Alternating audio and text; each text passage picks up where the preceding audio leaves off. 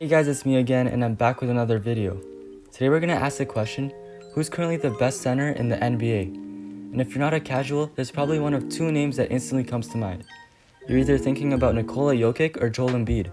Obviously both players are among the greatest in the league this year, and both of them are actually in MVP conversations.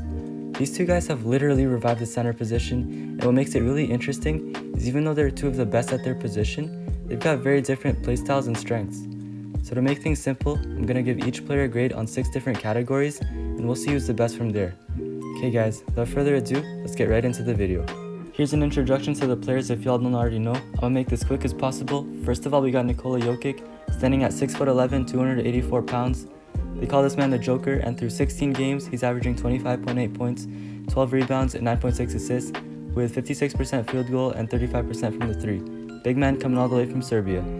Up next, we got Joel Embiid, standing at 7 foot, 280 pounds. They call this man the Process, and through 14 games, he's averaging 27.7 points, 11.5 rebounds, and 2.7 assists on 55% field goal and 40% from the three.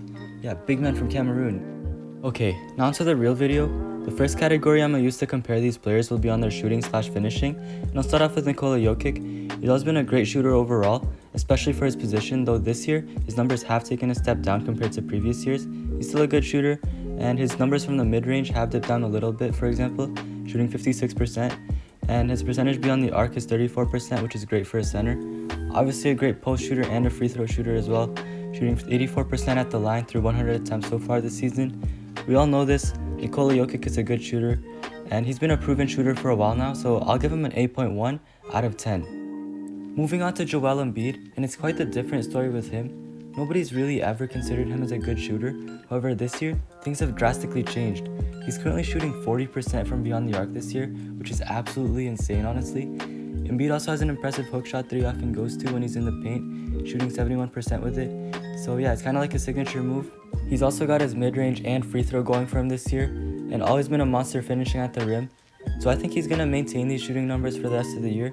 Probably not, but you gotta give him credit for what he's done so far. And yeah, he's been impressive, so I'll give him a 7.9 out of 10. The next category I'm gonna cover will be shot creating, and I'll start off with Nikola Jokic once again. His playstyle doesn't require a lot of athleticism. It's always been about pure skill for him. It doesn't necessarily have the best footwork, but he's got great handles, especially for a center, which includes a deceptive behind the back crossover to help him get through some defenders. And when he's posting up in the paint, he often bombards the defender with pump fakes to throw off their timing. He's great at creating good looks for himself, so I'll give him a solid 8.8 out of 10. Onto Joel Embiid. When he receives the ball from the perimeter, you often see him using a highly effective pump fake to get past that primary defender, and he looks really stable when he drives to the basket. Part of the reason why is because he actually grew up playing soccer, so that helped him develop his overall stability and balance. With that balance, Joel Embiid can really get creative when he drives to the basket. It's really interesting to see a guy of his size pulling off an effective Euro step. When he's posting up, he's effective at using his strength and ability to pivot to put himself in a better position to score. So he's another great shot creator. I'm gonna have to give him an 8.4 out of 10. Both Nikola Jokic and Joel Embiid are actually great shot creators and shooters as well. So yeah, that's what makes them among the greatest scorers in the whole entire league. And now we move on to our next category, which is playmaking.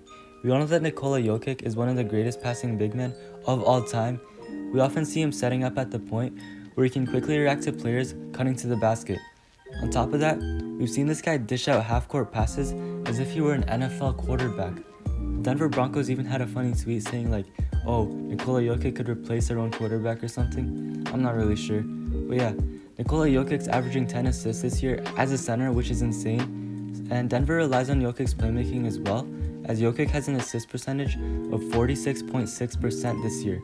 Nikola Jokic is an incredible passer, so I'm gonna have to give him a 9.6 for playmaking. And now we move on to Joel Embiid, and it's a much different story with him. He doesn't really take the ball up the court like Jokic does or even pass the ball that much. He's only averaged 3.1 assists for his whole career. I mean, I guess it's not really his playstyle to begin with, but his playmaking is quite non-existent, so I'm gonna have to give him a 3.2 out of 10. Our next category will be rebounding. Obviously they're both great rebounders. I mean, that's what you would expect from 7-foot centers anyways. Embiid averages 11.1 total rebounds this year. The Joker averages 11.8. So yeah, it has been pretty close, and they're both pretty consistent for their whole careers. So they're both proven rebounders. I might actually give Joel the slight edge for this one, just because he averages like 1.7 more in terms of career total rebounding. So I'll give Nikolai a 9.1, and Joel will receive a 9.3 for rebounding. The next category will be defense, starting off with Embiid this time. Embiid of course is 7 feet tall with a 7.5 foot wingspan, making him an insane rim protector. He has great footwork and balance, which allows him to recover and meet players at the rim. He's averaging 1.3 blocks this year, lower than previous years, but it's still pretty good.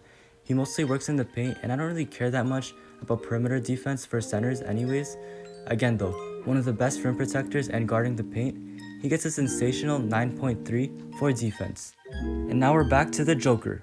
Defense has always been a huge talking point around Jokic, as many consider the Joker's defense to be his main weakness. He really isn't that athletic, he's quite slow, and his vertical isn't impressive at all. You would typically want your center to be a conventional rim protector. Unfortunately, the Joker just isn't that type of guy. His lack of vertical makes it really difficult for him to block shots, only averaging 0.6 blocks this year. The stats don't lie either, as the Denver Nuggets defensive rating improves by 8.2% when he's off the court. One thing that's pretty good though is he does average a good amount of steals at 1.9 per game. His defense has gotten better over the years, but for now, I'm gonna have to grade it a 3.7 out of 10. Our final category will be IQ, and watching Nikola Jokic, it's easy to tell that he's one of the highest IQ centers in the league. He does average 4 turnovers per game, which is quite a lot. However, it's mostly because of how much of a determined playmaker he is. His assist to turnover ratio is still impressive at 2.5 to 1. When he plays, it seems as though he knows where every player on the court is. So yeah, very impressive stuff for a center. I'll give him a 9.7 out of 10. Now for Joel Embiid, doesn't really possess the same level of IQ as Jokic. He sometimes misses opportunities to pass the ball, and he's late at kicking the ball out when he's double teamed. Embiid through 13 games this year is averaging 1.2 bad pass turnovers, and Jokic is averaging 2.3. Jokic and Embiid also have the same amount of lost ball turnovers, but again, it still does not add up for Embiid because Jokic is averaging 10 assists per game.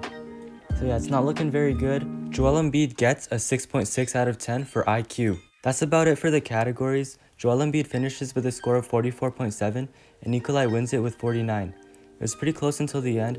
Personally, I think Nikola Jokic is slightly better than Embiid. His offensive upside completely makes up for his lack of rim protection, and we've never really seen a center play the way he does. Honestly though, I guess it really does depend on how you look at it. For example, a team like the Brooklyn Nets, who have terrible defense both interior and perimeter, would find more value in Joel Embiid. Got a very complete offense, so they probably don't care about another playmaker. Probably rather have a guy that can work off ball and has more presence in the paint. But yeah, most teams would rather have Jokic, because let's be honest, not every team is built like the Brooklyn Nets. That just about wraps it up for this video. Please tell me your opinions in the comments. Also, I'm literally begging you to like and subscribe. If you don't want to, then that's okay, but I'm trying my best to grow this channel. So yeah, that's it. I hope you all have a blessed day.